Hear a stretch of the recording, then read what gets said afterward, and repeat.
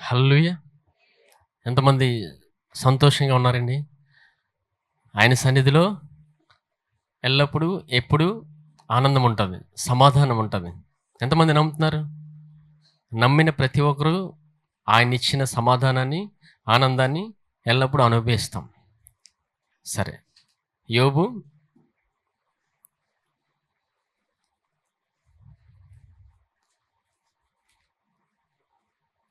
1వ అధ్యాయం తీయండి. 1వ అధ్యాయం 20వ వచనం. యోబు 1వ అధ్యాయం 20వ వచనం. అప్పుడు యోబు లేచి తన పైవస్త్రమును చింపుకొని, తల వెంట్రుకలు గొరిగించుకొని, నేల మీద సాష్టాంగపడి నమస్కారం చేసి ఇట్లనెను: నేను నా తల్లి గర్భములో నుండి దిగంబరినై వచ్చితిని, దిగంబరినై అక్కడికి తిరిగి వెళ్ళెదను. యెహోవా ఇచ్చెను, యెహోవా తీసుకొని పోయెను. యెహోవా నామమునకు స్తుతి కలుగునుగాక. హల్లెలూయా! ఎంతమందికి అర్థమైందండి ఈ మాట? ఇక్కడ యోబు జీవితం గురించి దేవుడు మనకి వాక్యంలో చూపిస్తున్నాడు. ఇక్కడ సందర్భం ఏంటంటే, ఈ మొదటి అధ్యాయంలో మొదటి నుంచి 19వ వచనంలో ఒక సందర్భం జరుగుతుంది. అంటే దేవునికి సాతానికి ఒక సంభాషణ జరుగుతుంది. ఎవరి గురించి అంటే యోబు గురించి. ఎంతమందికి అర్థమైందండి? యోబు గురించి సంభాషణ జరుగుతుంది. అపవాది అంటాడు దేవుడితో, యోబుకి నువ్వన్నీ కలుగజేశావు, నువ్వన్నీ ఇచ్చావు, కాబట్టి నిన్ను ఆరాధిస్తున్నాడు. నువ్వు అన్ని వసతులు ఇచ్చావు, ఈ భూమి మీద సుఖంగా బ్రతుకుతున్నాడు, అవన్నీ ఇవ్వబట్టే నిన్ను ఆరాధించగలుగుతున్నాడని అపవాది దేవుడితో అంటాడు.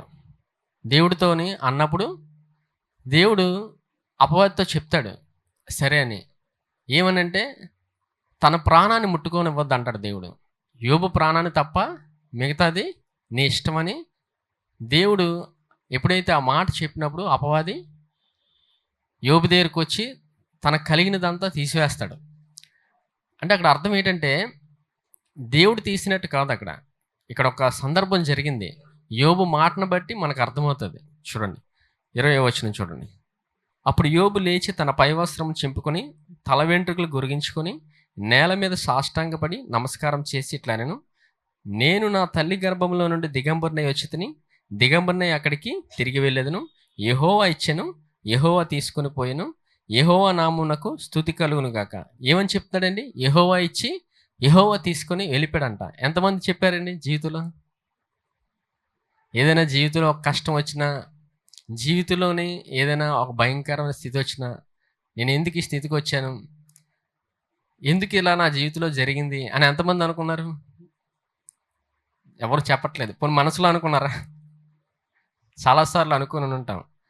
కానీ ఇప్పుడు దేవుడు మన నుంచి ఏం తీసిడండి. దేవుడికి ఇవ్వడమే తెలుసు కానీ తీసివేయడు ఆయన. ఇక్కడ యోబు మరి ఎందుకు ఇలా మాట్లాడుతున్నాడంటే చూద్దాం. దేవుని హృదయం తెలియకపోతే అలాగే వస్తాయి మాటలు. ఇక్కడ దేవునికి అపవాదికి సంభాషణ జరిగింది. అపవాది చూసి ఏమంటున్నాడు యోబుని? నువ్వు అన్నీ ఇచ్చావు కాబట్టి నిన్ను స్తుతించగలుగుతున్నాడని. సో సందర్భం అది. ఎప్పుడైతే అపవాది యోబు కలిగినదంతా తీసివేసిన తర్వాత యోబు పలికిన మాట యెహోవా ఇచ్చెను, యెహోవా తీసుకొని పోయినాను. దేవుని హృదయం తెలియలేనప్పుడు మానవుడికి ఈ మాటలే వస్తాయి. దేవుని హృదయం తెలిసినప్పుడు దేవుడు ఎంత గొప్పవాడో, దేవుడి మానవుని గురించి ఏం చేశాడో, ఏం చేయబోతున్నాడో, యుగయుగాలకు ఆయన మనల్ని ఎలా నడిపించబోతున్నాడో దేవుని వాక్యం చూస్తే అర్థమవుతుంది. హల్లెలూయా! సరే, హెజ్కేలు తీయండి.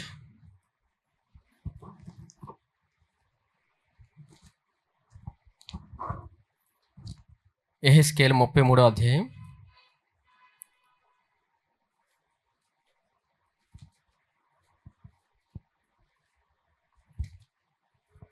10వ వచనం. యెహెజ్కేలు 33వ అధ్యాయం 10వ వచనం. నరపుత్రుడా, ఇజ్రాయేలీయులకు ఈ మాట ప్రకటింపుము: మా పాప దోషములు మా మీద పడి ఉన్నవి, వాటి వలన మేము క్షీణించుచున్నాము. మనమెట్లు బ్రతుకుదుమని మీరు చెప్పుకున్న మాట నిజమే. కాగా వారితో ఎట్లనుము: నా జీవం తోడు దుర్మార్గుడు మరణము నొందుట వలన నాకు సంతోషం లేదు, దుర్మార్గుడు తన దుర్మార్గత నుండి మరలి బ్రతుకుట వలన నాకు సంతోషము కలుగును. కాబట్టి ఇజ్రాయేలీయులారా, మనసు త్రిప్పుకొనుడి, మీ దుర్మార్గత నుండి మరలి మనసు త్రిప్పుకొనుడి. మీరెందుకు మరణం నొందుదురు? ఇదే యెహోవాకు ఇదే ప్రభువకు యెహోవాకు. హల్లెలూయా! ఎంతమందికి అర్థమైందండి? ఇక్కడ ఈ వాక్యము జాగ్రత్తగా చదివితే అర్థమవుతుందండి. వాక్యం చదవగానే కొన్నిసార్లు మనకు అర్థమవ్వదు. చదివిన వెంటనే ఎంతమందికి అర్థమవుతుందండి? ఎవరికి అర్థమవ్వదు. పరిశుద్ధాత్మ దేవుడు బోధిస్తేనే అర్థమవుతుంది. మరలా చూడండి 10వ వచనం. నరపుత్రుడా, ఇశ్రాయేలీయులకు ఈ మాట ప్రకటింపుము. మా పాప దోషములు మా మీద పడి ఉన్నవి, వాటి వలన మేము క్షీణించున్నాము. మనమెట్లు బ్రతుకుదుమని మీరు చెప్పుకున్న మాట నిజమే. కాగా వారితో ఎట్లనము, నా జీవము తోడు దుర్మార్గుడు మరణము నొందుట వలన నాకు సంతోషము లేదు. ఎంతమందికి అర్థమైంది? దుర్మార్గుడు మరణించటం వలన దేవుడికి సంతోషం లేదంట. ఇక్కడ సందర్భం ఏంటంటే, ఇజ్రాయేలు ప్రజలు దేవుడికి వ్యతిరేకంగా వారికి నచ్చినట్టు ప్రవర్తిస్తారు. ఆ దినాల్లో ఏంటంటే విగ్రహారాధన. దేవుడు వాగ్దాన భూమి ఇచ్చినప్పటికీ వారు విగ్రహారాధన కొన్ని సందర్భాలు విడిచిపెట్టరు. నిజమైన దేవుణ్ణి కలిగిండు కూడా విగ్రహారాధన చేస్తుంటారు. ఇక్కడ మాట్లాడుతుంది దేవుడు యూదులతోనండి.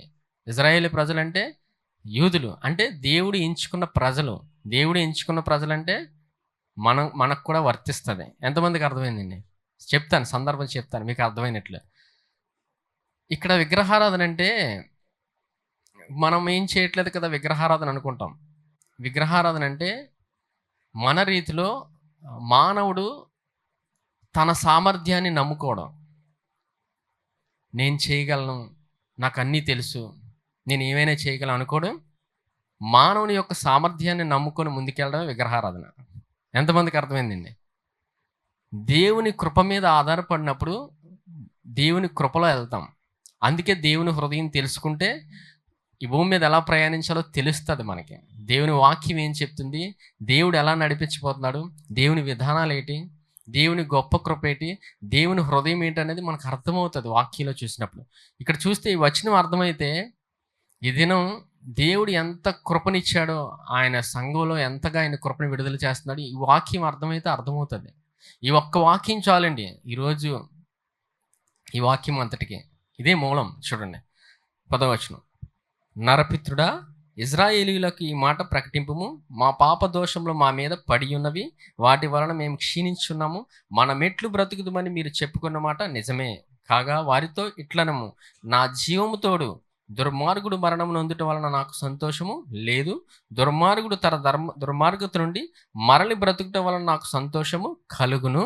కాబట్టి ఇశ్రాయేలీయులారా, మనసు త్రిప్పుకొనుడి, మీ దుర్మార్గత నుండి మరలి మనసు త్రిప్పుకొనుడి. మీరెందుకు మరణము నొందుదురు? ఇదే ప్రభువుకు యెహోవా వాక్ అంట. యెహోవా వాక్ అంటే ఎవరండి? ఎవరు మాట్లాడుతున్నారు? దేవుడు మాట్లాడుతున్నారు. ఎవరిని వాడుకొని మాట్లాడుతున్నాడు? యెహెజ్కేల్ అని ఒక మనిషిని వాడుకొని ఇజ్రాయేల్ ప్రజలతో దేవుడు మాట్లాడుతున్నాడు. ఇదే ప్రభువుకు యెహోవా వాక్కు. మీరు నశించిపోవుట నాకు ఇష్టం లేదు, మీరు బ్రతకాలి అని దేవుడు ఆశపడుతున్నాడంట. ఇది ఎక్కడండి? కొత్త నిబంధన, పాత నిబంధన? పాత నిబంధనలో దేవునికి వ్యతిరేకంగా వెళ్ళినప్పటికీ వారు, అంటే దుర్మార్గుడు నశించిపోవడం దేవుడికి ఇష్టం లేదంట. మనం కొత్త నిబంధనలో దేవుని కృపను గురించి వింటున్నాం, కానీ పాత నిబంధనలో ఆయన కృప ఉంది. హల్లెలూయా! ఇజ్రాయేలు ప్రజలు దేవుడికి వ్యతిరేకంగా వెళ్ళినప్పటికీ దేవుడు వారి కృపనిస్తున్నాడు. ఎంతమందికి అర్థమవుతుందండి? ఇదే దేవుని హృదయం. దుర్మార్గుడు మరణించుట దేవునికి ఇష్టం లేదంట. అందుకు దేవుని కృపణ గురించి తెలుసుకుంటే, ఆయన హృదయం గురించి తెలుసుకుంటే మనకు వాక్యం అర్థమవుతుంది. అర్థమైంది? ఓకే, సరే. ఇప్పుడు చూడండి, మరి పాత నిబంధనలో దేవుని హృదయం గురించి రాయబడింది. మరి క్రొత్త నిబంధనలో చూస్తే చూడండి ఒకసారి. రోమపత్రిక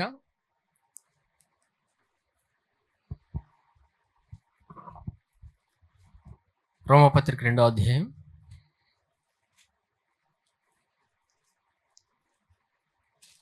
4వ వచనం. రోమపత్రిక 2వ అధ్యాయం 4వ వచనం.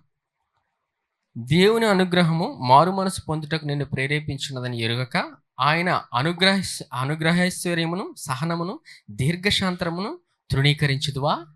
చూసారా? మరలా చదువుతాను చూడండి.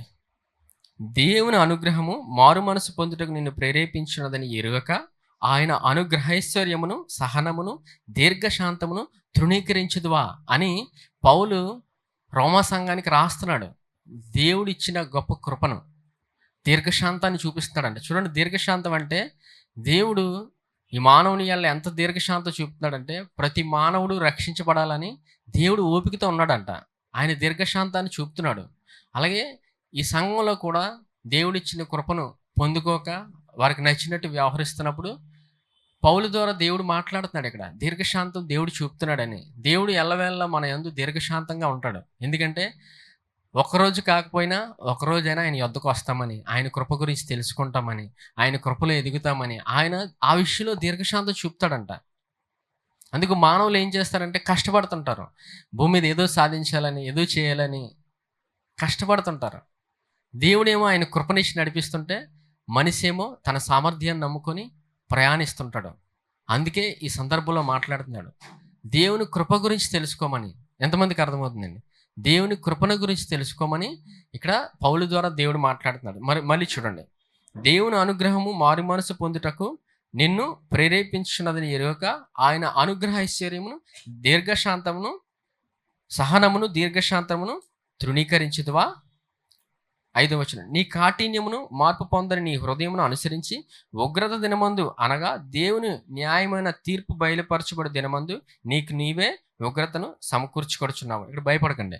ఇక్కడ చూడండి, దేవుని కృప గురించి మాట్లాడుతున్నాడు దేవుడు. అర్థమైందండి?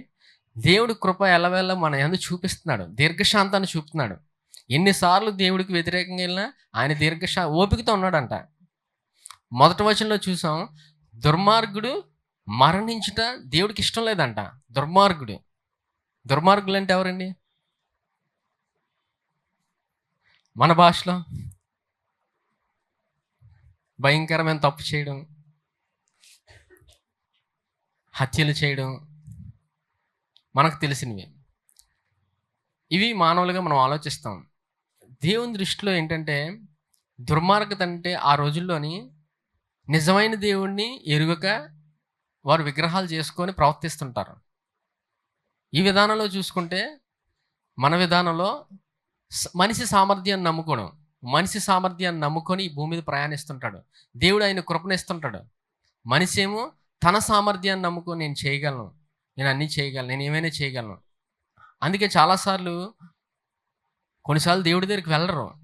అసలు దేవుడు ఉన్నాడని కూడా మర్చిపోతారు. ఈ భూమి మీద మనిషిని పుట్టించింది ఎవరండి? దేవుడే. ఆయనే పుట్టించాడు, ఆయనే ప్రాణాన్ని ఊపిరి ఊదాడు మానవుల్లోకి, ఆయనే సమస్తాన్ని ఇచ్చాడు ఆయన. అలాంటిది ఆ దేవుడినే మర్చిపోయి కొన్నిసార్లు ఇంకంతా నేనే చేయగలను, ఇది నా వల్లనే జరుగుతుంది అనుకోవడమే మనిషి సామర్థ్యం. అదే ధర్మశాస్త్రం. అర్థమైందండి? దేవుడు మనకి ఎల్లవెల్ల ఆయన కృపనిస్తున్నాడు. అక్కడ చూడండి, యోబు దేవుని హృదయాన్ని తెలియక యెహోవా ఇచ్చెను, యెహోవా తీసుకున్నాను. మనం కూడా దేవుని హృదయాన్ని తెలుసుకోకపోతే కొన్నిసార్లు ఈ భూమి మీద వెళ్తున్నప్పుడు కష్టాలు, శ్రమలు వాటి గుండా వెళ్తున్నప్పుడు మనసులో కానీ హృదయంలో కానీ ఏ విధంగా చేత అయినా సరే ఇదేంటి ఇలా జరిగింది, ఇలాగయింది ఏంటి, అసలు ఇలా జరగాల్సిన అవసరం ఏంటి, దేవుడు లేడా, వీరికి ఎందుకు ఇలా జరిగింది, నాకు ఎందుకు ఇలాగయింది అనుకొని ప్రశ్నించుకొని వెళ్తుంటాం తప్ప దేవుని కృపయోద్దకు మాత్రం మనిషి రావట్లేదు. దేవుని కృపయోద్దకు వస్తే దేవుడి హృదయం ఏంటో అర్థమవుతుంది. దేవుడు ఎంతగా మానవునికి కృపనిచ్చాడో మనకు తెలుస్తుంది. సరే చూడండి, 2 పేతురు తీయండి. 2 పేతురు 3వ అధ్యాయం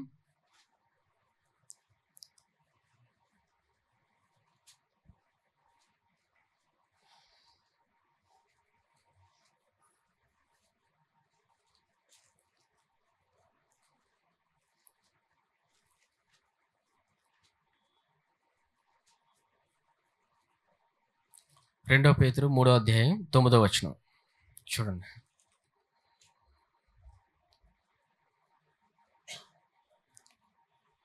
చూడండి, 2 పేతురు 3వ అధ్యాయం 9వ వచనం.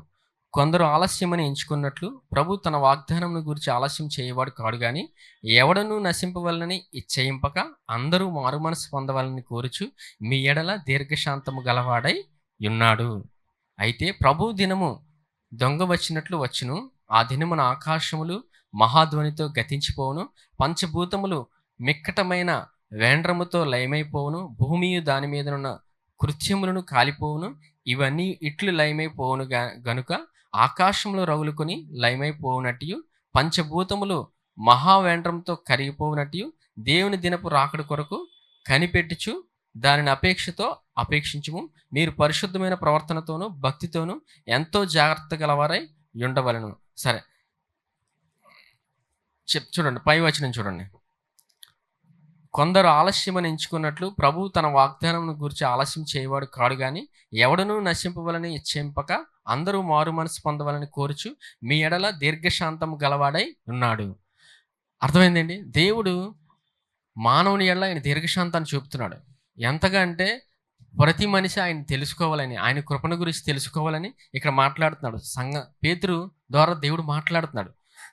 సరే, ఇంకో వచనం చూడండి, అర్థమవుతుంది.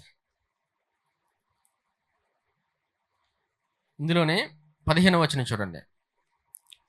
మరియు మన ప్రభు యొక్క దీర్ఘశాంతము రక్షణార్థమైనదని ఎంచుకొని, అలాగూ మన ప్రియ సహోదరుడైన పౌలు కూడా తనకు అనుగ్రహింపబడిన జ్ఞానము చొప్పున మీకు వ్రాసి ఉన్నాడు. చూసారా, ఇక్కడ ఏం చెప్తున్నాడంటే దేవుని దీర్ఘశాంతం గురించి మాట్లాడుతున్నాడు. అలాగే అదే దేవుడు ఒక వ్యక్తిని వాడుకొని ఆయన కృపను బోధించాడు. ఈ పత్రికలన్నిటికి పౌల్ని దేవుడు ఎంచుకున్నాడు. అంటే కృపా సువార్తను కొనసాగించడానికి పౌల్ని ఎంచుకొని రాయించాడు. అందుకే ఈ వచనంలో కూడా పేతురు ఏం మాట్లాడుతున్నాడో చూడండి, పౌలు గురించి మాట్లాడుతున్నాడు. చూడండి 15వ వచనం. మరియు మన ప్రభు యొక్క దీర్ఘశాంతం రక్షణార్థమైనదని ఎంచుకొని, అలాగూ మన ప్రియ సహోదరుడైన పౌలుకు కూడా తనకు అనుగ్రహింపబడిన జ్ఞానం చొప్పున మీకు వ్రాసి ఉన్నాడు. వీటిని గురించి తన పత్రికలన్నిటిలో బోధించున్నాడు. చూసారా, ఈ పత్రికలన్నిటిలో బోధించాడు. ఎవరండి? పౌలు బోధించాడు. ఎవరి గురించి? కృపా సువార్తను గురించి, సిలువను గురించిన వార్త గురించి దేవుడు పౌలు ద్వారా సంఘాలన్నిటికీ పత్రికలు రాయించాడు. ఎందుకు రాయించాడు? దేవుని హృదయాన్ని తెలుసుకోమని. దేవుని హృదయం గురించి తెలుసుకుంటే మనం దేవుని కృపను ఎంతగా పొందుకొని ముందుకెళ్ళాలో మనకు అర్థమవుతుంది, ఎలా ప్రయాణించాలో అర్థమవుతుంది. అందుకు పేతురు పౌలు రాసిన పత్రికలన్నింటినీ మరలా జ్ఞాపకం చేస్తున్నాడు.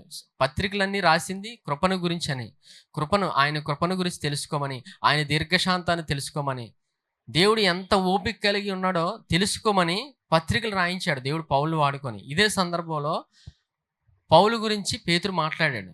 ఎంతమందికి అర్థమైందండి? సరే,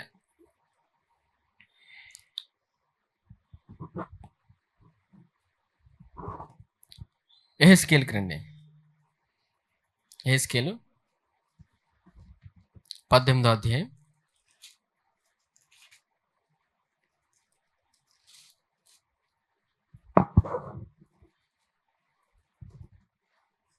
18వ అధ్యాయం 30.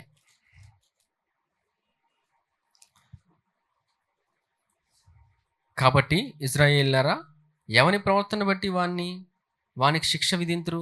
మనసు త్రిప్పుకొని మీ అక్రమములు మీకు శిక్షాకారణము కాకున్నట్లు వాటన్నిటిని విడిచిపెట్టి, మీరు జరిగించిన అక్రమ క్రియలను విడిచి నూతన హృదయమును నూతన బుద్ధి తెచ్చుకొనుడి.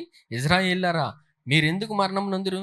ఇదే ప్రభువగు యెహోవా వాక్కు. చూసారా, ఇక్కడ పాత నిబంధనలో దేవుడు మరలా ఏం మాట్లాడుతున్నాడు? యెహెజ్కేలు ద్వారా మీరు నూతన హృదయము, చూడండి, నూతన హృదయము ఏం కావాలండి? నూతన బుద్ధి తెచ్చుకోమంటున్నాడు దేవుడు పాత నిబంధనలో. మరి వస్తుందా? తెచ్చుకోమంటున్నాడు దేవుడు. ఇక్కడ మనకు ముందు క్రొత్త నిబంధనలో చూసాం, అది ఆల్రెడీ పొందుకున్నాం. కానీ పాత నిబంధనలో ఇశ్రాయేలు ప్రజలకి దేవుడు తెచ్చుకోమంటున్నాడు నూతన బుద్ధియు నూతన హృదయం. అది వస్తుందా వాళ్ళకి? రాదండి. ఎందుకంటే రాదు, మానవులకి ఎంత ప్రయత్నించినా రాదు. మరలా దేవుడే ఆయన కృపను చూపాడు. ఆయన కృప చూపి ఇశ్రాయేలు ప్రజల ఎడల ఆయన కృపను గురించి మాట్లాడాడు. ఆయన కృపను గురించి మాట్లాడి ఆయన నడిపించేవాడు ఎల్లప్పుడు. చూడండి,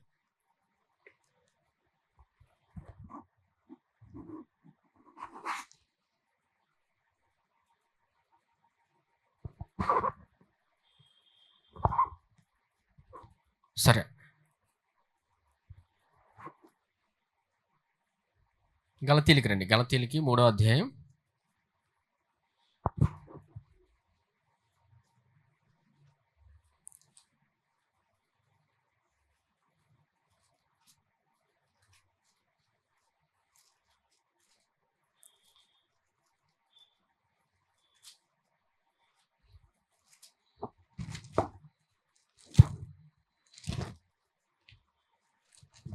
3వ అధ్యాయం 13వ వచనం చూడండి.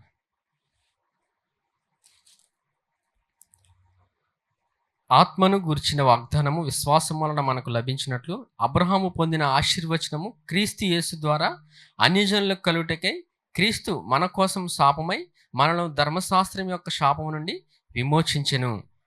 ఇందును గూర్చి మానం మీద వేలాడి ప్రతివాడు శాపగ్రస్తుడని వ్రాయబడి ఉన్నది. సహోదరులారా, మనుష్య రీతిగా మాట్లాడుచున్నాను. మనుషుడు చేసిన ఒడంబడికైనను స్థిరపడిన తరువాత ఎవడను దాన్ని కొట్టివేయడు, దానితో మార్పేపియు కలుపడు. అబ్రహామునకు అతని సంతానమునకు వాగ్దానములు చేయబడిను. ఆయన అనేకులను గూర్చి అన్నట్లు నీ సంతానములకును అని చెప్పక ఒకని గూర్చి అన్నట్టే నీ సంతానమునకును అనెను. ఆ సంతానము క్రీస్తు. హల్లెలూయా. సరే, అర్థమైనట్టు చెప్తాను చూడండి. ఈ 13వ వచనంలో ఏముందంటే, ఆత్మను గురించిన వాగ్దానం అంటే అక్కడ పాత నిబంధనలో దేవుడు ఏం చెప్పాడు? ఇజ్రాయేలు ప్రజలకి నూతన హృదయము నూతన బుద్ధి తెచ్చుకోమన్నాడు. అక్కడ జరగలేదు. వారు ఎంత ప్రయత్నించినా జరగలేదు. క్రొత్త నిబంధనకు వచ్చేటప్పటికి ఇవన్నీ వారిలో ఉన్నాయి. ఇప్పుడు మనందరిలో నూతన హృదయము నూతన బుద్ధి మనలో ఉన్నాయి. పాత నిబంధనలు ఏంటి? తెచ్చుకోవాలి. వారు కష్టపడి వారు దేవుని మాట విని ప్రయత్నించాలి. ప్రయత్నించిన వారి వల్ల అయ్యేది కాదు. కానీ కొత్త నిబంధనలు ఏంటంటే మన యేసు ప్రభుని మనం నమ్ముట ద్వారా ఇవన్నీ మనలో ఉన్నాయి. ఇప్పుడు నూతన హృదయము నూతన బుద్ధి మనలో ఉన్నాయి. ఎప్పుడైతే ఉన్నాయని మనం నమ్ముతుంటామో మనలో ఉన్న పరిశుద్ధాత్మ దేవుడు మనల్ని నడిపిస్తుంటాడు. అందుకే వచనం చూడండి, 13వ వచనం. ఆత్మను గురించిన వాగ్దానం విశ్వాసం వలన మనకు లభించినట్లు అబ్రహాము పొందిన ఆశీర్వచనము క్రీస్తు ద్వారా అన్యజనులకు కలుగుటకై క్రీస్తు మన కోసం శాపమై మనలో ధర్మశాస్త్రం యొక్క శాపం నుండి విమోచించెను. ఎంతమందికి అర్థమైంది?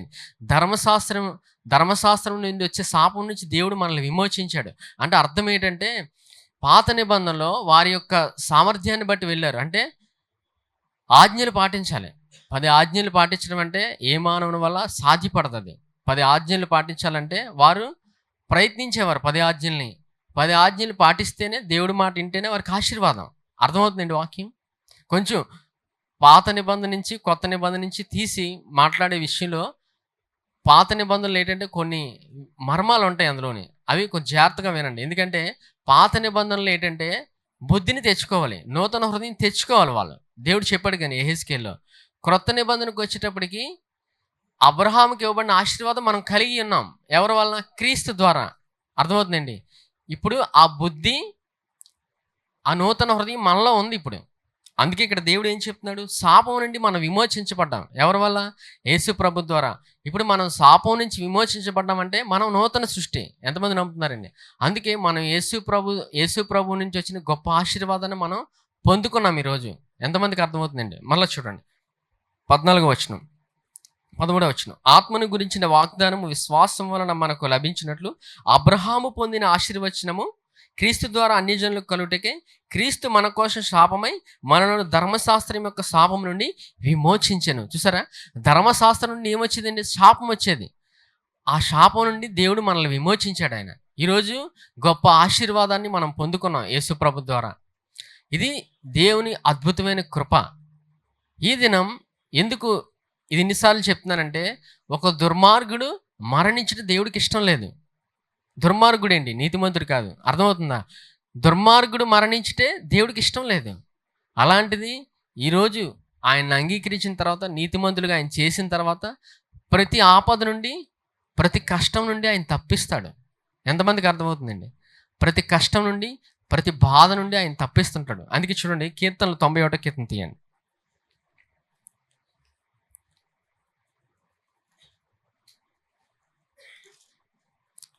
91 కీర్తన 91 కీర్తన 14వ వచనం. అతడు నన్ను ప్రేమించున్నాడు గనుక నేను అతన్ని తప్పించెదను. అతడు నా నామమును ఎరిగినవాడు గనుక నేను అతన్ని ఘనపరచెదను. అతడు నాకు మొర్ర పెట్టగా నేను అతనికి ఉత్తరం ఇచ్చేదను. శ్రమలో నేను అతనికి తోడై ఉండేదను. అతన్ని విడిపించి అతన్ని గొప్ప చేసేదను. దీర్ఘాయు చేత అతన్ని తృప్తిపరచెదను.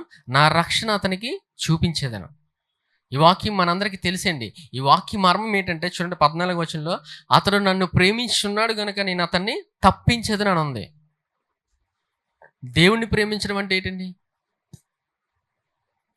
అంటే దేవుడిని మనం ప్రేమించగలమా? దేవుణ్ణి ప్రేమించడం అంటే మనకు గడిచిన దినాల్లో నేర్చుకున్నాం. దేవుణ్ణి ప్రేమించడం అంటే ఆయన క్షమాపణ గురించి తెలుసుకోవడం. ఎంతమందికి అర్థమైందండి? ఆయన క్షమాపణ గురించి మనం తెలుసుకుంటున్నామంటే దేవుణ్ణి ప్రేమించినట్టు. ఇంకా ఇక్కడ అర్థమైనట్టు చెప్పాలంటే ఇప్పుడు చూడండి, ఆరాటపడ్డం అంటారు కదా, దేవుడి కొరకు ఆరాటపడ్డం. ఇప్పుడు చూడండి, సాధారణంగా భార్యాభర్తల విషయంలో కానీ, సాధారణంగా ఇంకా తీసుకుంటే ప్రేమించుకున్న వారు ఆరాటపడుతుంటారు. అవునా? ఒక అమ్మాయి కోసం ఒక అబ్బాయి, అబ్బాయి కోసం అమ్మాయి, అవునా? ఆరాటపడుతుంటారు, ప్రేమ అది. ఇక్కడ చూస్తే అలా తీసుకుంటే దేవుని కొరకు ఆరాటపడ్డం అంటే ఇంకా లేకపోతే ఉండలేననే స్థితి. అర్థమవుతుందండి మన భాషలో. ఇంకా ఆ మనిషి లేకపోయినా ఇంక నేను ఉండలేను. ఆ సందర్భాన్ని తీసుకొని దావీదు ఇక్కడ మాట్లాడుతున్నాడు. దేవుడు లేకపోతే ఇంకా దావీదు ఉండలేడు. అర్థమవుతుందండి. దేవుడు లేకపోతే ఇంకా దావీదు ఉండలేడని దేవుడు రాయిస్తున్నాడు ఇక్కడ. అతడు నన్ను ప్రేమించున్నాడు గనుక నేను అతన్ని తప్పించేదను, అతడు నా నామం నెరిగినవాడు గనుక నేను అతన్ని ఘనపరచెదను. మరి దావీదుకి ఇన్ని విషయాలు, దేవుని గురించిన విషయాలు ఎలా తెలిసేయండి? దేవుని వాక్యాన్ని ధ్యానించేవాడు. మొదటి అధ్యాయం తీయండి ఒకసారి, కీర్తనలు.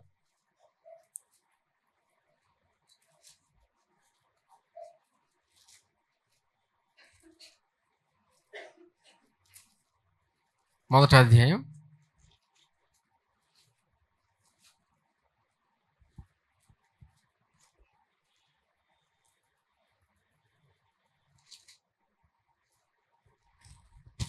చూడండి, మొదటి వచనం చూడండి. దుష్టుల ఆలోచన చొప్పున నడువక, పాపుల మార్గం నిలువక, అపహాస్కులు కూర్చుండే చోటను కూర్చుండక, యెహోవా ధర్మశాస్త్రమునందు ఆనందించు, దివారాత్రము దాన్ని ధ్యానించువాడు ధన్యుడు. దావీదు ఎల్లవేళ దేవుని వాక్యాన్ని ధ్యానించేవాడే. అదేంటి ఆరాటం అంటే. ఎంతమందికి అర్థమైందండి?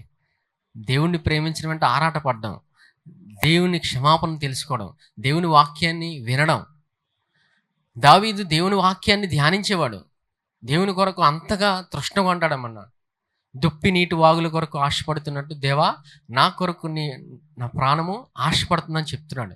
అంటే దావీదు ఏం చెప్తుంటాడంటే, ఎల్లవేళ దేవుని వాక్యాన్ని ధ్యానించి క్రీస్తుని గురించి తెలుసుకున్నాడు. యేసుప్రభు గురించిన వార్త ఎప్పుడైతే తెలుసుకున్నాడో తన జీవితంలో గొప్ప కృపను పొందుకున్నాడు. అందుకే యేసుప్రభుని గురించిన మాటలు రాస్తుంటాడు, ఆయన కృపను గురించి. అందుకే ఇన్ని మాటలు వచ్చాయి. అతడు నన్ను ప్రేమించున్నాడు కనుక నేను అతన్ని తప్పించేదను, నా రక్షణ అతడిని ఎరిగినవాడు కనుక నేను అతన్ని ఘనపరచేదను. దేవుని రక్షణ ఎరిగినవాడు దావీదు. ఎలా ఎరిగాడు? వాక్యాన్ని ధ్యానించేవాడు. ఎన్ని వేలండి? 2వ వచనం, యెహోవా ధర్మశాస్త్రమునందు ఆనందించు, దివారాత్రము దాన్ని ధ్యానించేవాడు. దివారాత్రులు ధ్యానించేవాడండి. అప్పటికే దావీదు రాజు అయిపోయాడు. మరి రాజు అయిన సందర్భంలో చూస్తే అంత సమయం ఉండదు. అయినను దేవుని వాక్యాన్ని ధ్యానించేవాడు దావీదు.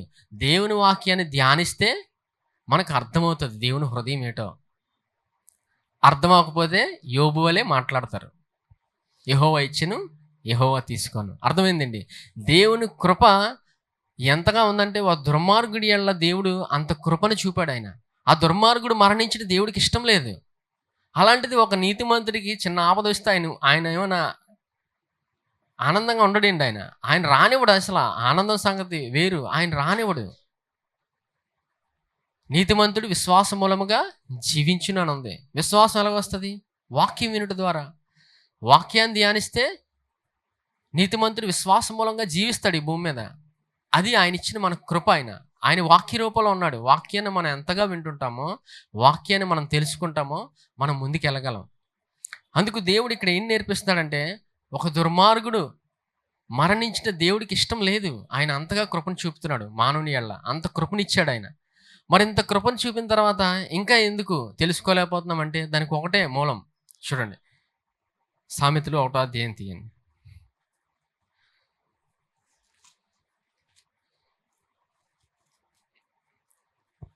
సామెతలు 1వ అధ్యాయం 20వ వచనం తీయండి.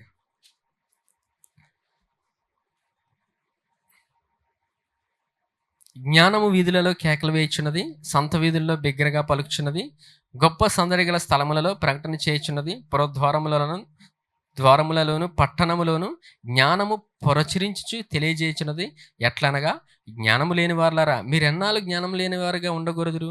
అపహాసకులారా మీరెన్నాళ్ళు అపహాస్యము చేయుచు ఆనందింతురు. బుద్ధిహీనులారా మీరెన్నాళ్ళు జ్ఞానమును అసహించుకొందురు. నా గద్దింపు విని తిరుగుడి, ఆలకించుడి. నా ఆత్మను మీ మీద కుమ్మరించదును, నా ఉపదేశం మీకు తెలిపేదను. హల్లెలూయా. సరే, జ్ఞానం గురించి అనమాట. జ్ఞానము కేకలు వేస్తుందంట వినమని. ఏం చేస్తుందంటే జ్ఞానం కేకలు వేస్తుందంట. పురద్వారంలోను పట్టణంలోను జ్ఞానము ప్రచురము తెలియజేయచుండదంట. జ్ఞానాన్ని తెలుసుకోమని. జ్ఞానం తెలుసుకుంటే ఈ భూమి మీద సులువుగా బ్రతకగలడు. జ్ఞానం ఎవరండి? యేసుప్రభే. జ్ఞానము, నీతి, పరిశుద్ధత, విమోచన ఆయనే. జ్ఞానాన్ని తెలుసుకుంటే మనం ఈ భూమి మీద సులువుగా ప్రయాణించగలం. మరి అక్కడ ఏం జరిగింది? యోబుకి జ్ఞానం లేదు. జ్ఞానం లేని మాటలు పలికాడు. అవునా? ఎవరి గురించి? దేవుడి గురించే. దేవుడి గురించి పలికాడు. యెహోవా ఇచ్చెను, యెహోవా తీసుకొను. ఇంకా చూసారు, దేవుని హృదయం చూద్దాం. చూడండి, అక్కడే ఉంది. యోబు తీయండి. యోబు 1వ అధ్యాయం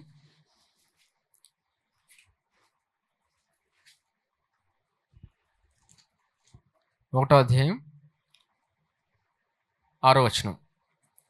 దేవదూతలు యెహోవా సన్నిధి నిలుచుటకే వచ్చిన దినమొకటి తటస్థించెను. ఆ దినమున అపవాది యగువాడు వారితో కలిసి వచ్చెను. యెహోవా, నీవు ఎక్కడి నుండి వచ్చితివని వారిని అడుగగా, అపవాది, భూమి మీద ఇటు అటు తిరుగులాడుచు అందులో సంచరించి వచ్చితినని యెహోవాకు ప్రత్యుత్తరం ఇచ్చెను. అందుకు యెహోవా, నీవు నా సేవకుడైన యోబు సంగతి ఆలోచించితివా? అతడు యథార్థవంతుడును న్యాయవంతుడునై దేవుని యందు భయభక్తులు కలిగి చెడుతనము విసర్జించిన వాడు. భూమి మీద అతని వంటి వాడును లేడు. ఎంతమందికి అర్థమైందండి? దేవుడు చూసారా యోబు గురించి ఎంత చక్కటి మాట పలికాడు? అతని వంటి వాడు ఎవరు లేరంటే యథార్థవంతుడంట. దేవుడు యోబు గురించి పలికిన మాట అది. మరి యోబు ఏం పలుకుతున్నాడు? యెహోవా ఇచ్చెను, యెహోవా తీసుకు. దేవుడేమో, దేవుని హృదయం అక్కడ కనబడుతుంది యోబు గురించి. అతను యథార్థవంతుడని. తర్వాత చూడు 9వ వచనం. అని అడుగగా అపవాది, యోబు ఒరకయే దేవుని యందు భయభక్తులు కలవాడాయన, నీవు అతనికిని అతని ఇంటి వారికి అతనికి కలిగిన సమస్తమునకు చుట్టూ కంచి వేస్తావు కదా. నీవు అతని చేతి పనిని దీవించుచుండుట చేత అతని ఆస్తి దేశంలో బహుగా విస్తరించును. అపవాది చెప్తున్నాడు, నువ్వు కంచేసావు కదని, నువ్వు కంచేసావు కాబట్టి బహుగా విస్తరిస్తున్నాడని. సంభాషణ జరుగుతుంది దేవుడికి అపవాదికి. యోబు కోసం దేవుడు ఏం పలికాడు అపవాది దగ్గర? యథార్థవంతుడని. సరే, దేవుని హృదయం అది. ఇక్కడ చూస్తే యెహోవా ఇచ్చెను, యెహోవా తీసుకొనును. మరి ముందు మన కొత్త నిబంధనలో చూస్తే వచనాలన్నీ మరలా తిరిగేసి దేవుని కృపణ గురించే బోధిస్తున్నాడు. పౌల్ని దేవుడు వాడుకొని కృపణ గురించి బోధించాడు. సంఘానికి రాస్తున్నాడు, మీకు దేవుని కృప ఉంది, దేవుని కృపను గురించి వినండి అని. దేవుడు దీర్ఘశాంతం చూపిస్తున్నాడు, దేవుడు ఓర్పు కలిగి ఉన్నాడని. కానీ దేవుని గురించి తెలుసుకోకపోతే, దేవుని హృదయాన్ని తెలుసుకోకపోతే ఏం జరుగుతుందంటే జ్ఞానం లేని మాటలు వస్తాయి. యెహోవా ఇచ్చెను, యెహోవా తీసుకొనెను. ఇవి కూడా ఎందుకు వస్తాయంటే, మనిషి ఎంతగా తాను చూసుకుంటాడో, తన సామర్థ్యాన్ని మీద ఆధారపడుతుంటాడో దేవుని చూడడం. ఎంతమందికి అర్థమవుతుందండి? అదే ధర్మశాస్త్రం. తెలియకుండానే దేవుని వాక్యం వినకపోయినా, దేవుని హృదయం గురించి తెలుసుకోకపోయినా మానవుడు తెలియకుండానే ధర్మశాస్త్రం మీద వెళ్తుంటాడు. ఎందుకంటే తన పరిస్థితిని బట్టి, అనుభవాన్ని బట్టి మాట్లాడుతుంటాడు. నా జీవితం బాగాలేదు కదా, నా పరిస్థితి బాగాలేదు కదా, అనుభవం తీసుకొచ్చి మాట్లాడుతుంటాడు. ఎంతటి ఘోరమైన అనుభవానైనా దేవుడు ఆనందంగా మార్చగలడండి. దేవుని కృప అంత అధికంగా మన ఎడల ఉంది. ఎటువంటి పరిస్థితినైనా మార్చగలడు ఆయన. అంత అధికంగా ఆయన కృపనిచ్చాడు ఆయన. మరి ఈ కృపను గురించి మనం ఎప్పుడు తెలుసుకోగలం? ఎలా తెలుసుకోగలం అంటే, దేవుడు ఉంచిన ప్రక్రియ ఉందండి. దేవుని ప్రక్రియ ఉంది. ఇప్పుడు యోబు కూడా అటువంటి పరిస్థితులు, అటువంటి కష్టాల్లో వెళ్ళినప్పుడు దేవుడు కూడా మాట్లాడాడు. యోబు దగ్గరికి 4 వ్యక్తులు వస్తారు. యోబు గురించి తెలుసు కదండి. 4 వ్యక్తులు వచ్చినప్పుడు ముందు 3 వ్యక్తులు చాలా విషయాలు మాట్లాడారు. నువ్వు ఇలా చేసావు, నువ్వు ఇలా చేయడం బట్టే నీకు ఇలాగ అయింది, నువ్వు అలా చేసావు అందుకే నీకు కష్టం వచ్చింది, నువ్వేదో చేసావు అందుకే నీకు ఇలాంటి రోగం వచ్చింది. నిందించారు 3. అంటే 3 వారికి నచ్చినట్టు మాట్లాడారు, వారికి తెలిసింది మాట్లాడారు. అందుకే అన్ని వేళ తెలిసింది చెప్పకూడదండి, మనకు తెలుసని. కానీ దేవుడి విధానం ఉంటుంది, అది తెలుసుకోవాలి. దేవుని హృదయం ఏంటి, దేవుడు ఇలాంటి కష్టం వచ్చినప్పుడు ఎలా వ్యవహరిస్తాడు, ఇలాంటి పరిస్థితి వచ్చినప్పుడు ఎలా వ్యవహరిస్తాడు అనేది మనం తెలుసుకోవాలి. మనకు నచ్చింది చెప్పేస్తుంటే అక్కడ ఏ జ్ఞానం ఉండదు. చివరికి జ్ఞానం లేక ఇంకా నిందించుకుంటాడు యోబు తనకు తానే. జ్ఞానం వచ్చినప్పుడు మాట మారిపోయింది. హల్లెలూయా! జ్ఞానం ఎప్పుడైతే మనిషికి వస్తుందో మాటలు మారిపోతాయి, ప్రవర్తించే విధానం మారిపోద్ది. ఆ జ్ఞానం ఏంటో ఇప్పుడు చూద్దామండి. దేవుడు అలాంటి సమయంలో కూడా అటువంటి కష్టరీత్యా పరిస్థితిలో కూడా దేవుడు ఎలా నడిపిస్తాడనేది మనం ఈ ప్రక్రియ విధానం చూస్తే మనకు అర్థమవుతుంది. యోబు 37వ అధ్యాయం తీయండి.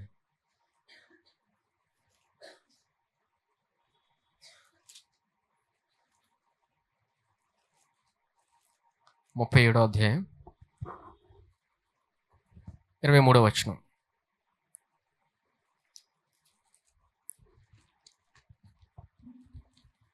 చూడండి. సర్వశక్తుడగు దేవుడు మహాత్మ్యము గలవాడు, ఆయన మనకు అగోచరుడు, న్యాయమును నీతిని ఆయన ఏమాత్రము చెరపడు, అందువలన నరులు ఆయన యందు భయభక్తులు కలిగి ఇందురు. అర్థమైందండి? ఆయన మనకు అగోచరుడు అంట, అంటే అర్థం అవడం. దేవుడు అర్థం అవడండి. అందరూ అర్థమైపోయారు అనుకోండి. ఇప్పుడు కృప కోసం తెలుసుకున్నామా, అర్థం అయిపోయింది అనుకుంటాం. కృప అంత సులువు కాదండి, యుగ యుగాల వరకు ప్రయాణిస్తూనే ఉంటుంది. ప్రతిదినము ఆయన కృప గురించి తెలుసుకోవాలి. అర్థం అయిపోయింది అనుకోవడం భ్రమ, అర్థమవుతుంది కృప. అర్థమైతే ఒకవేళ అర్థమైందంటే తీసుకోవడం కష్టం అవుతుంది, చాలా కష్టం కృపను తీసుకోవడం. అటు చూసారా, దుర్మార్గుడు మరణించుట దేవుడికి ఇష్టం లేదంట. ఆ మాట ధ్యానిస్తే బోల్డ్ మర్మాలు ఓపెన్ అవుతాయి. ఆ ఒక్క మాట చూడండి. ఇక్కడ దేవుడు ఏం మాట్లాడుతున్నారు చూడండి. ఆయన మనకు అగోచరుడు, న్యాయమును నీతిని ఆయన ఏమాత్రమును చెరపడు, అందువలన నరులు ఆయన యందు భయభక్తులు కలిగి యుందురు. తాము జ్ఞానులం అనుకొని వారిని ఆయన ఏమాత్రమును లక్ష్య పెట్టడు. చూసారా, నేను జ్ఞానిని కదా, నాకు అన్నీ తెలుసు కదా, దేవుడు లక్ష్య పెట్టడు. సరే, దేవుడు రాయించాడు, అందుకే దేవుని మీద ఆధారపడాలి, ఆయన కృప గురించి తెలుసుకోవాలి. దేవా, నాకేం తెలియదు, ఈ భూమి మీద ప్రయాణించాలంటే నాకు ఏ జ్ఞానము లేదు, నా జ్ఞానాన్ని ఇవ్వండి, నన్ను నడిపించాలని దేవుడిని అడిగినప్పుడు ఆయన నడిపిస్తాడు. ఇక్కడ చూసారా దేవుడు ఏం మాట్లాడుతున్నాడు. ఇక్కడ ఈ సందర్భం ఏంటంటే, ఈ అధ్యాయంలో ఎలీహు మాట్లాడతాడు, ఒక వ్యక్తి. సరే,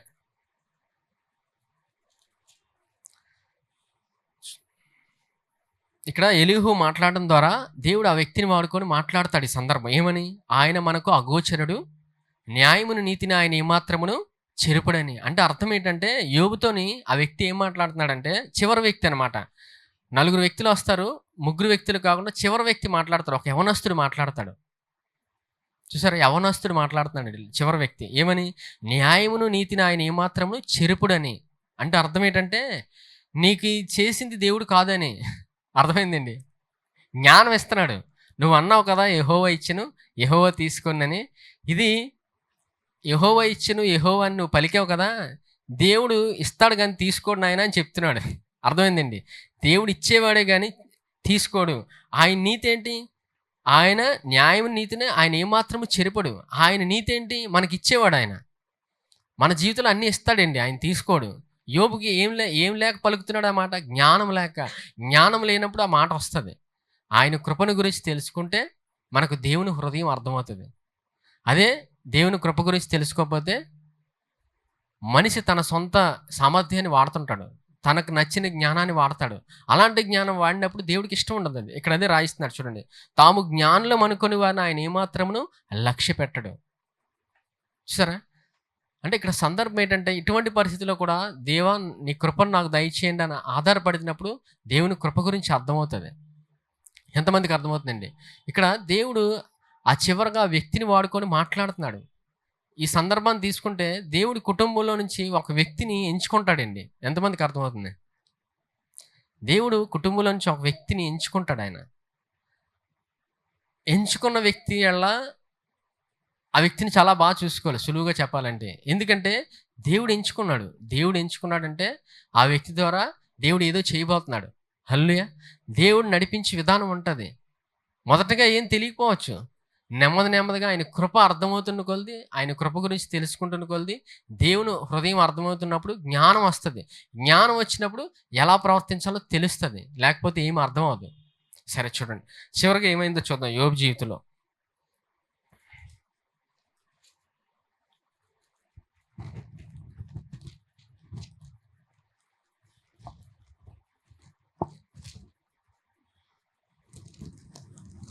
యోబు 42వ అధ్యాయం తీయండి. 42వ అధ్యాయం 12వ వచనం. యెహోవా యోబును మొదట ఆశీర్వదించినంతకంటే మరి అధికముగా ఆశీర్వదించెను. అతనికి 14,000 గొర్రెలను, 6,000 ఒంటెలను, 1000 జతల ఎడ్లను, 1000 ఆడుగాడిదలను కలిగెను. మరియు అతనికి 7 కుమారులను, 3 కుమార్తెలను కలిగిరి. అతడు పెద్దదానికి ఏమీమా అనియు, రెండవ దానికి కెజీయా అనియు, మూడవ దానికి కెరాహ్ హుపుకు అనియు పేర్లు పెట్టెను. ఆ దేశమంతటను యోబు కుమార్తెలంత సౌందర్యవంతులు కనబడలేదు. వారి తండ్రి వారి సహోదరులతో పాటు వారికి స్వాస్థ్యములను ఇచ్చెను. అటు తర్వాత యోబు 140 సంవత్సరములు బ్రతికి తన కుమారులకు 4 తరముల వరకు చూచెను. పిమ్మట యోబు కాలము నిండిన వృద్ధుడై మృతి నొందెను. హల్లెలూయా. ఎంతమందికి అర్థమైందండి? యోబు కోల్పోయిందంతా పొందుకున్నాడండి. అంత దేవుడు ఇచ్చాడు. ఎప్పుడు? దేవుడు ఒక వ్యక్తిని పంపించి మాట్లాడాడు. ఏలీహు ద్వారా మాట్లాడినప్పుడు దేవుని హృదయాన్ని చూపించాడు. చూపించినప్పుడు జ్ఞానం వచ్చింది. ఎవరికి? యోబుకి. యోబుకి ఎప్పుడైతే జ్ఞానం వచ్చిందో దేవుడు మాట్లాడాడు. చూడండి ఒకసారి 37వ అధ్యాయం రండి. అక్కడికే 38వ అధ్యాయం, క్షమించండి, యోబు 38వ అధ్యాయం.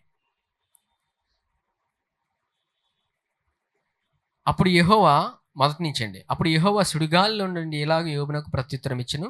జ్ఞానం లేని మాటలు చెప్పి ఆలోచన చెరుపునున్న వీడెవడు? పౌరుషము తెచ్చుకొని నీ నడుము బిగించుకొనుము.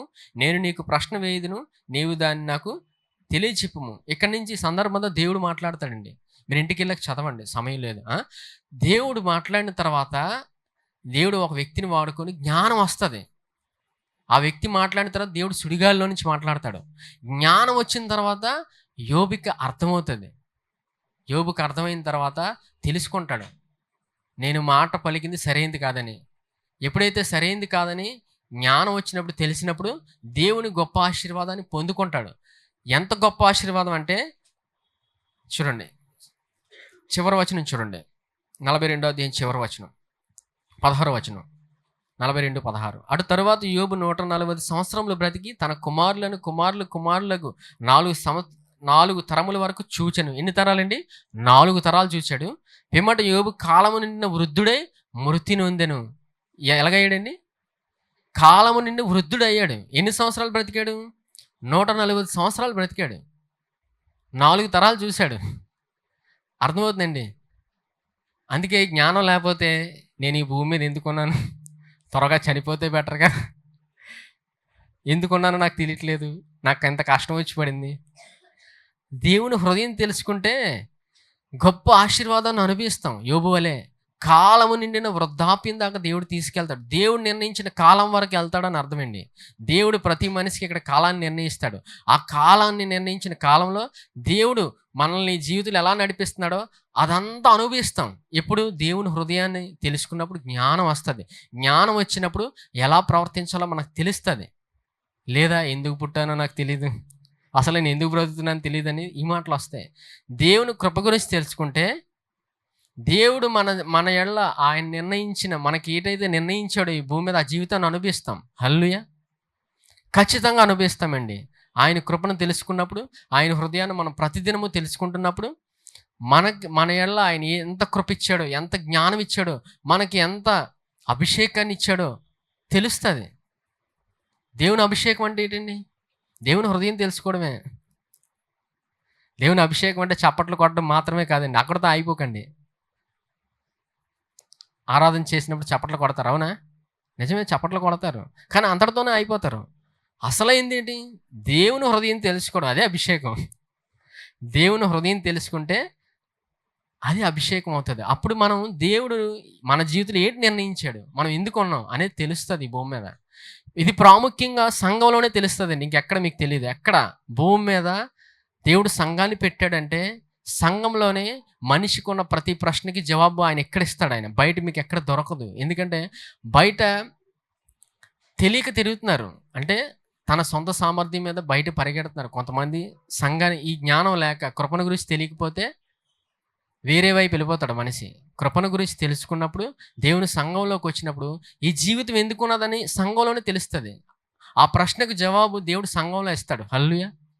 ఎందుకంటే ఆయన సంపూర్ణమైన మహిమ సంఘంలో ఉంది. ఆయన సంపూర్ణమైన మహిమ భూమి మీద ఈ మనిషికి ఏ ప్రశ్న ఉన్నా దేవుడు సంఘంలో జవాబు ఇస్తాడు. ఆయన గొప్ప కృపను సంఘంలో ఉంచాడు ఆయన. అందుకే ఎల్లవేళ ప్రతి సమయం దొరికినప్పుడు వాక్యం విన్నప్పుడు దేవుని హృదయం అర్థమవుతుంది. దేవుని హృదయం అర్థమైనప్పుడు యోబు జీవితంలో పొందుకున్న ఆ గొప్ప ఆశీర్వాదాన్ని మనం చూస్తాం, అనుభవిస్తాం. అప్పుడు ఏ ప్రశ్నలు ఉండవు. నేను ఎందుకున్నాను, నేను ఏం చేయబోతున్నాను, నేను ఎక్కడికి వెళ్ళాలి, నేను ఏం చేయాలి, నా జీవితం ఏంటి, నా భవిష్యత్తు ఏంటి అనే ప్రశ్న ఉండదు మనిషికి. ఎంతమందికి అర్థమైందండి? అందుకే దేవుడు అంత కృపను చూపుతున్నాడు. ఎంత కృప అండి! ఒక దుర్మార్గుడు మరణించట ఆయనకి ఇష్టం లేదంట. అలాంటిది నీతిమంతులుగా మనల్ని చేసిన తర్వాత ఆయన కృపనిచ్చి మనల్ని నడిపిస్తాడు ఆయన. ఎటువంటి పరిస్థితులు అయినా. ఇప్పుడు కోల్పోయారా, అన్ని తిరిగి ఇచ్చేస్తాడు ఆయన. హల్లెలూయా. యోబు కోల్పోయాడు, తిరిగి ఇచ్చాడో లేదండి?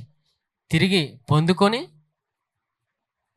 పండు అంటే కాలమును నిండా వృద్ధుడు అయ్యాడు. అంటే అర్థం ఏంటి? జీవితంలో దేవుడిచ్చిన ప్రతి ఆశీర్వాదాన్ని అనుభవించాడు యోబు. హల్లెలూయా.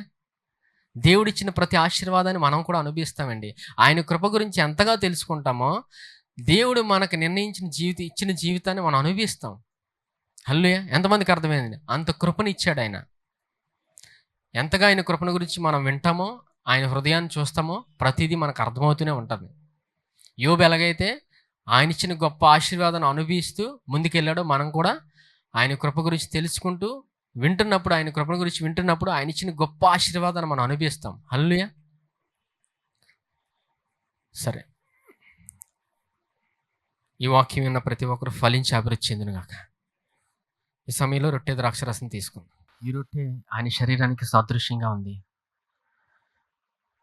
ఆయన ప్రతి బాధను, శరీరం నుంచి వచ్చే ప్రతి వేదనను ఆయన భరించాడు. ఆయన తీసుకున్నాడు సిలువలో. ప్రతి శిక్షను తీసుకున్నాడు ఆయన. శరీరం నుంచి వచ్చే ప్రతి వేదనను తీసుకున్నాడు. సిలువలో ప్రతి బాధను భరించాడు ఆయన. అంత కృపనిచ్చాడు ఆయన. ఇది ఆయన ఆరోగ్యాన్ని మనకిచ్చాడు. మన బాధ అంతటిని సిలువలో తీసుకున్నాడు ఆయన. ఆయన ఆరోగ్యాన్ని మనకిచ్చాడు. అందుకే ఈ సమయంలో ఆయన పొందిన దెబ్బల వల్ల నాకు స్వస్థత కలిగిను అని నమ్మి ఈ రొట్టెని తీసుకోండి.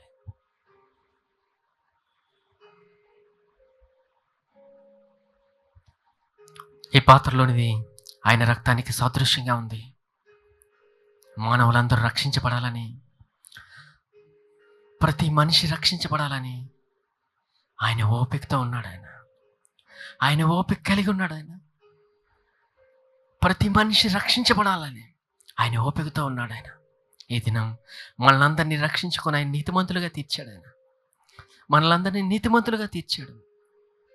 అందుకే సమయంలో నేను యేసుక్రీస్తునందు దేవుని నీతిని నమ్మి ఈ పాత్రలోని తీసుకోండి.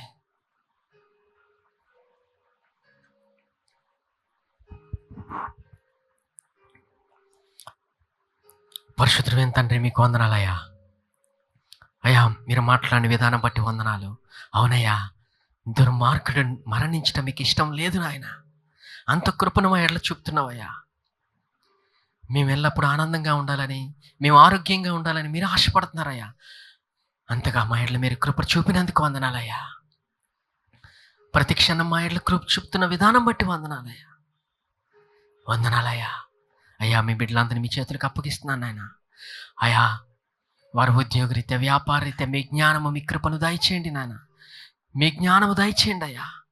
మీ జ్ఞానం దయచేయండి అయ్యా. ఎవరైతే నాయన మానసికంగా కానీ ఆరోగ్యంగా కానీ నాయన బాధపడుతుంటే, దేవా అనారోగ్యంతో బాధపడుతుంటే, దేవా మీ స్వస్థతను దయచేయండి, మీ కృపను దయచేయండి నాయన. ఆ మానసికమైన ఒత్తిడిని మీరు మాత్రమే తీయగలరు నాయన. ఆ మానసికమైన బాధను మీరు మాత్రమే తీయగలరు నాయన.